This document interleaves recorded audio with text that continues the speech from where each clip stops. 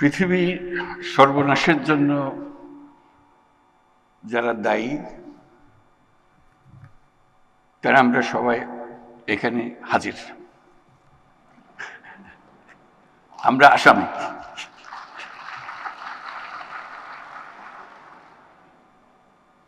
এবং পরিবেশ, বন, জলবায়ু মন্ত্রণালয়ের পক্ষ থেকে উপদেষ্টা রিজওয়ানা হাসান যেগুলো বলার চেষ্টা করলো যে কত ভীষণ রকম আমরা অপরাধী। আমাদের পুরনো কবিরা বলে গেছেন, সাগরের সব পানি যদি কালি হতো,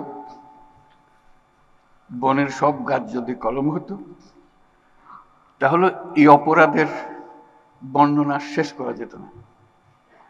এত অপরাধ আমরা করে যাচ্ছি প্রতিদিন। রিজওয়ানা হাসান তার কিছুটা করুণভাবে তুলে ধরল তার প্রচেষ্টার কথা। এই বিশাল যজ্ঞের মধ্যে মন্ত্রণালয়ের প্রচেষ্টা, মন্ত্রণালয়ের উপদেষ্টা এবং তার যত সহকর্মী আছে তাদের জন্য আমরা হাততালি দিই, একটা তার প্রচেষ্টা চালিয়ে যাওয়ার।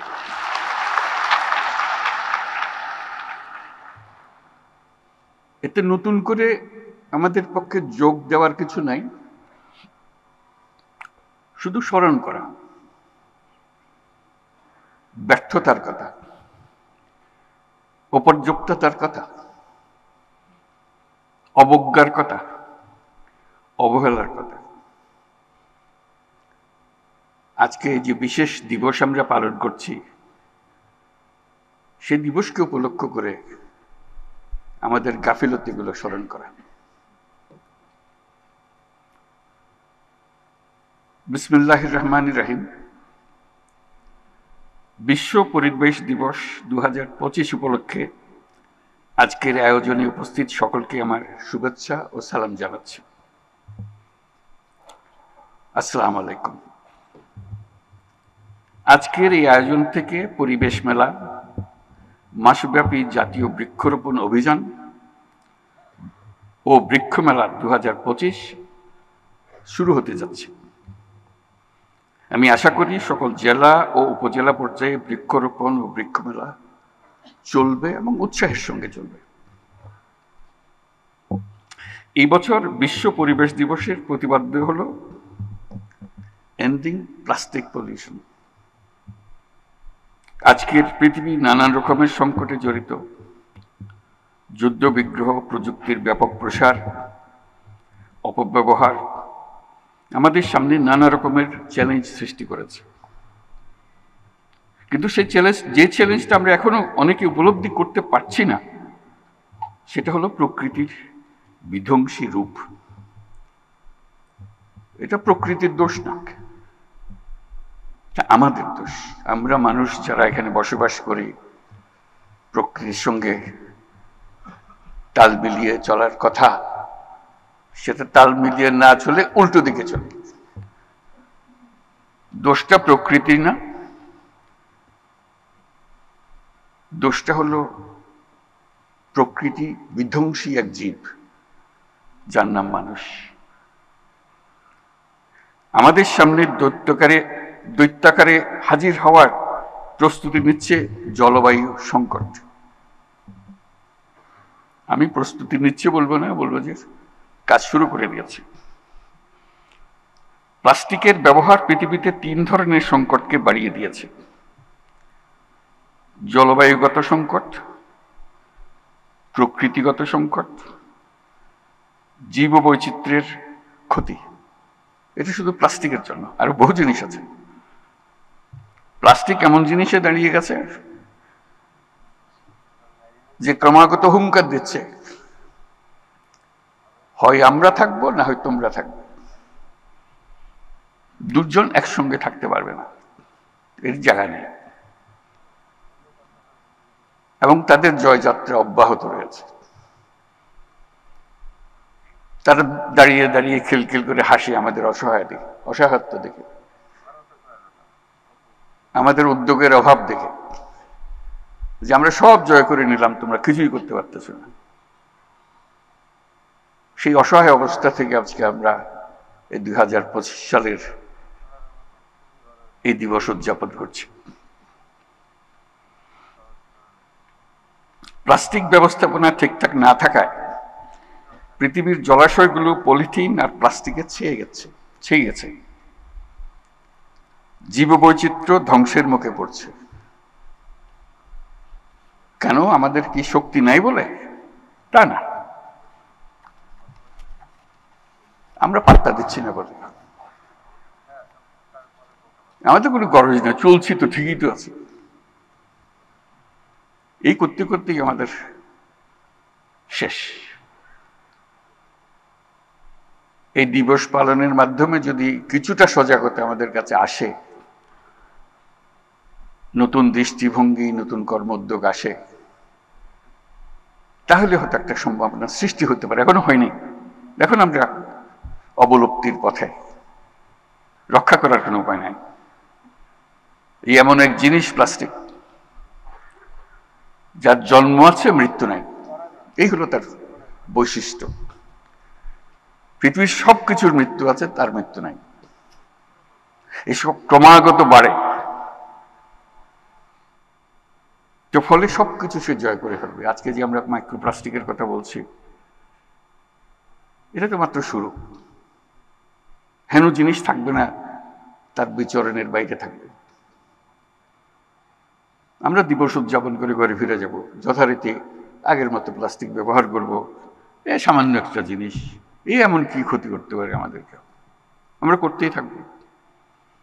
মন্ত্রণালয় বলছে প্লাস্টিক বোতল রাখা যাবে না, আমরা হাসাহাসি করব। কাজ নেই তো, একটা প্লাস্টিক বোতলের পেছনে লাগছিল না। এভাবে প্লাস্টিক অগ্রসর হবে। আমরা যদি আমাদের লাইফস্টাইল পরিবর্তন না করি, এই যুদ্ধে সামগ্রিকভাবে মানুষের পরাজয় অবধারিত। এর থেকে মুক্তি নাই। কিভাবে আমরা জীবন যাপন করব, তার মধ্যে এটা লিখিত হয়ে গেছে ফলাফল। প্লাস্টিকও আমরা ছাড়বো না, ধ্বংস আমাদেরকে ছাড়বে না। এই পথ থেকে আমরা কিভাবে বের হব, সেটাই হলো এখন আজকের দিনের বিবেচ্য আলোচ্য বিষয়। বিশ্বে প্লাস্টিক বর্জ্য ব্যবস্থাপনায় বাংলাদেশের অবস্থান 9ম। এতে খুশি হব নাকি নারাজ হব বুঝতে পারছি না। মানে কারো কোনো অবস্থান থাকবেই বা কেন এটার মধ্যে? এই জিনিসের জন্য আমরা কেন আত্মাহুতি দেব? পরিষ্কার আমরা সুইসাইডাল পথে আছি, আত্মাহুতির পথে আছি। এবং সেটা শুধু একদিনে বসে আনুষ্ঠানিকভাবে সবাই বসে আলাপ করে বাড়ি ফিরে যাব, যথারীতি আবার আমাদের জীবন চলতে থাকবে ধ্বংসের পথে। আমাদের দেশেই নদী, নালা, খালবিল, কৃষি জমি, গ্রাম ও নগরের আনাচে কানাচে পলিথিন আর প্লাস্টিকের ছড়াছড়ি আমরা সবাই জানি।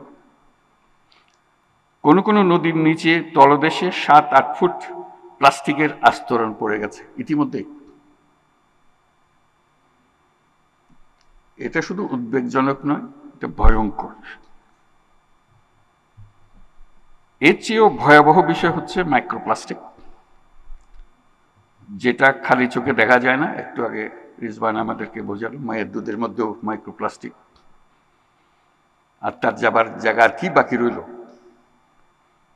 শিশু জন্ম থেকে মাইক্রোপ্লাস্টিক নিয়ে জন্ম দিচ্ছে। কয়েকদিন আগে দেশের ইলিশ মাছের ভেতর মাইক্রোপ্লাস্টিকের অস্তিত্ব পাওয়া গেছে। সেটা তো একটা মাছ, আর বহু মাছ আছে। কাজেই আমাদের আর দেরি করার সময় নেই। আমাদের এখনই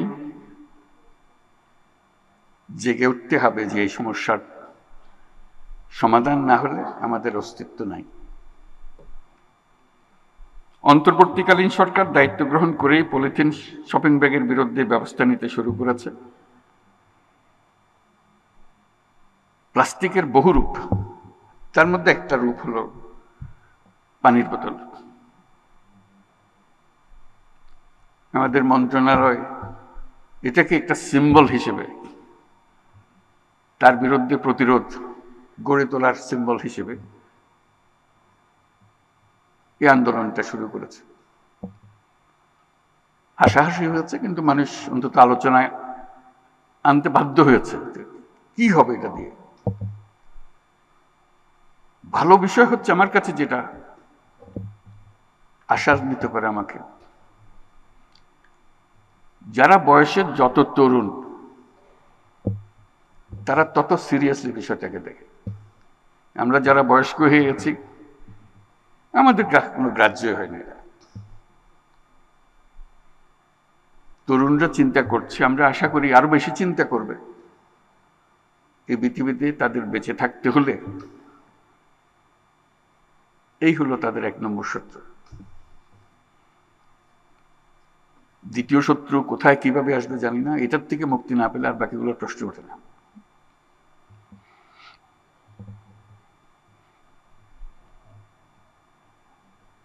প্লাস্টিক দূষণ কমিয়ে আনার অন্যতম উপায় হলো যতটা সম্ভব এটা বর্জন করা। বর্জনটা তো হলো লাগবে জন্ম লাভ করার পরে। আমার তো ধারণা তো গোড়াতে যেতে হবে, তার উৎপাদনই বন্ধ করা। বর্জন তো একজন উৎপাদন করে ফেলেছে, তারপর বলছে সেটা বর্জন করো, এই দুজনে লেগে গেল। গোড়াতে যদি আমরা উৎপাদনটাই বন্ধ করতে পারি তাহলে আর বর্জনের প্রশ্ন আমাদের আর থাকে না, আমাদের এই সমস্যার মধ্যে আমরা পড়ি না। এবং উৎপাদন বন্ধ করলে যে দুনিয়া অচল হয়ে যাবে তাও না, কষ্ট হবে। এটা সহজ জিনিস মনে হচ্ছিল, এটা সহজ থেকে কঠিন হবে। পলিথিন বেশি দিন আগের জিনিস না, মাত্র সেদিনের জিনিস। আমাদের বয়সে পলিথিনের জন্ম, এর আগে ছিল না পৃথিবীতে। কিন্তু পলিথিন ছাড়া পৃথিবী অচল এ কথা বলার কোনো সাধ্য নেই। লক্ষ লক্ষ বছর ধরে পৃথিবী চলেছে, মানুষের পরিবর্তন হয়েছে, ইতিহাসের পরিবর্তন হয়েছে, অর্থনীতির পরিবর্তন হয়েছে, প্লাস্টিক দরকার হয়। হঠাৎ এসে সে বিশ্ব জয় করে বসে গেল এবং আমরা এরকম এডিক্টেড হয়ে গেলাম এটাতে, চোখ খুলে কিছু তাকাতে পারছি না। সেটাই হলো ব্যাপার। আমি দেশের সকল নাগরিকের প্রতি ওয়ান টাইম প্লাস্টিক পণ্য ব্যবহার বন্ধ করে দেওয়ার জন্য আবেদন করছি।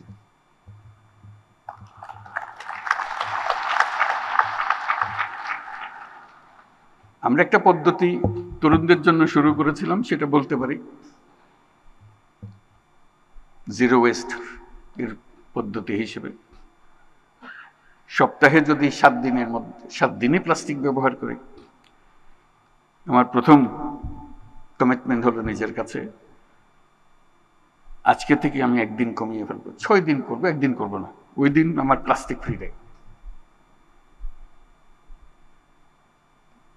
তরুণরা এটা সহজে বোঝে যে একটা দিন আমি পারি। তো একটা দিনে যদি তুমি পারো এস্টাবলিশ করতে পারো, ওই একটা দিন শনিবার আমি প্লাস্টিক ব্যবহার করি না, কোনো রকমের প্লাস্টিক ব্যবহার করি না, তাহলে চেষ্টা করো শনি আর রবি 2 দিন করতে পারো কিনা। ক্রমে ক্রমে 7 দিনে যাওয়া, স্টেপ বাই স্টেপ যদি অভ্যস্ত হও, সতর্ক হও, তাহলে হয়তো হয়ে যেতে পারে। কিন্তু সিদ্ধান্তটা লাগবে, সিদ্ধান্ত ছাড়া ওই পথ কঠিন পথ।